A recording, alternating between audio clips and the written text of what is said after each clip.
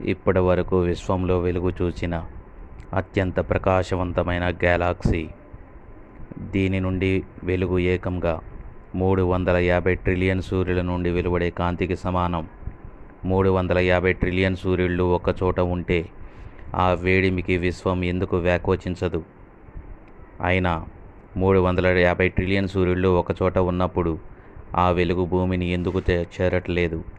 కారణం, దాని చుట్టూ దట్టమైన ధూళి మేఘాలు ఆవరించి ఉన్నాయి. కేవలం ధూళి మేఘాలు ఆవరిస్తేనే వెలుగు భూమిని చేరదా?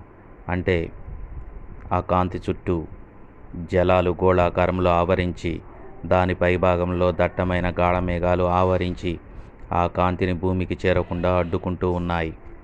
అందుకే బైబిల్ గ్రంథంలో రాయబడిన మాట, పోత పోసిన అద్దమంత దట్టమైనదగు ఆకాశమును ఆయన వ్యాపింపచేసినట్లు మీరు